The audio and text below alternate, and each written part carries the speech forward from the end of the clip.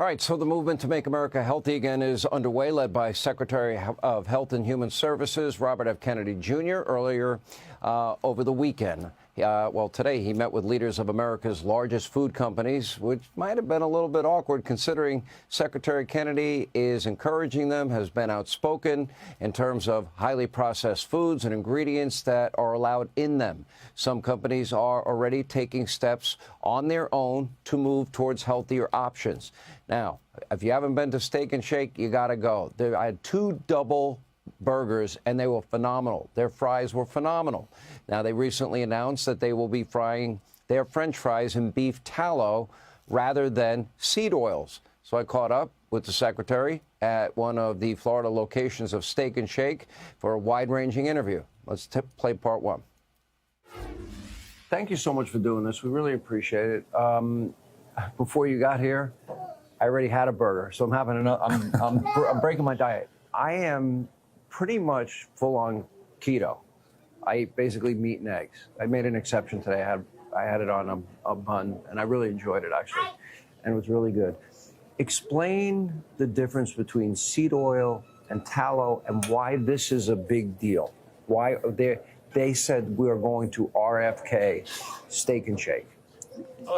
Processed foods and seed oil is one of the components of processed foods, and that is, all the science indicates that ultra-processed foods are the principal culprit in this extraordinary explosion, the epidemic we have of chronic disease. When my uncle was president, 3% of Americans had chronic disease. Today, 60% do.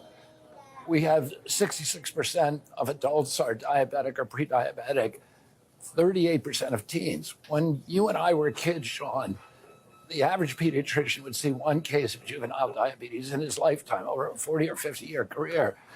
Today, 1 out of every 3 kids who walks through his office door is diabetic or pre-diabetic. Diabetes and other mitochondrial diseases are now costing America more than our military budget. We spend 2 to 3 times on healthcare what other countries do, and we have the worst outcomes. And we have the best medical system in the world. We are poisoning ourselves, and it's coming from principally these ultra-processed foods. And what we're trying to do, and this President Trump wants us to have radical transparency and to incentivize companies like this one to switch to traditional ingredients like beef tallow. Oh, by the way, here you go. If you want to just take the red basket, I'll take those trays back for you. Okay? Oh, okay. Is that? This is you, Sean. Oh, this is me? Okay, thank you. And Secretary, this is for you. All right, gentlemen. Enjoy. Thank you. You didn't forget my Coke, did you?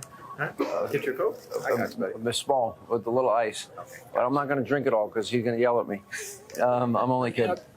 And Steak and Shake just switched out, and people are raving about these French fries. You taste them. They're I taste amazing. them. They really are. I'm not. There's not. When I was a kid and I travel in Europe, Europe is great. Always had great food. The French fries were always a disappointment because we had the best French fries here. They had pommes frites over there, and they just didn't taste right. Today, the best French fries in the world are in Europe. I order them every time I go to Belgium or France or any place else. And the French fries here just don't taste right. And you tasted these, it's a completely different experience, and the customers are raving about it. Other companies, Steak and Shake has been great. We're very grateful for them for RFKing the French fries. They turned me into a verb. But also Popeyes. By the way, a plastic straw. Thank you. Thank God. I can't stand those paper straws. I hate them. You hate the sea turtles, right? But Popeyes, Outback, Sweet Greens, Buffalo Wild Wings. Yeah, they've all made the switch, or they're in the transition of making the switch. We want to do everything that we can to incentivize these companies to be transparent, to switch over from ultra-processed food, and to be part of this movement to make America healthy again. As Health and Human Services Secretary, and there is great paranoia and fear. You're going to force people. You're going to take things away from people. You're going to force companies to do what this steak and shake is freely decided to do. That's not the case. Oh, I mean, I have a libertarian outlook. People should be able to make their own choices. If you want to eat a donut or seed oils, you should be able to. You should be able to exercise informed choice. You should know what that product is, what's in your food, and what the health impacts are. And that's all we're going to do. Yeah. We're going to incentivize people to, we're going to incentivize companies to be transparent. And we're going to inform Americans about what's making them sick. Nobody wants to be sick. I don't want to be sick. Why is, okay, beef tallow, seed oil, but then there are other healthy oils. Like, for example, avocado oil is considered healthy, or olive oil. Or butter. Butter, straight. Olive oil, right. But my daughter, who's like you, she went into my house a couple of years ago, and she like wiped out the Smart Balance, wiped out the margarine, wiped out any seed oil. Good for her. And she cleaned out my whole pantry, and she bought me the things that she said, "Daddy, this is much better because I like to cook." And she wants you to live for a long time. I want to live for a long time. Me too. That's why I watch my weight. I watch what I eat. I try to take care of myself. Here are the numbers that really scare me, though. And 66% of adults, 38% of teens, and we'll put this up on the screen, they have prediabetes. I didn't order that. You did not order that. We'll just put it looks great. I'm sure one of our guys. Would anyone like a free shake? Anyone? We got to be somebody in here. But I want to go back. We can just You want? Okay, 80% of American adults, 50% of teens are overweight and obese. We have an obesity epidemic in this country. 77%, according to the Pentagon, Americans do not qualify for the military because of their health.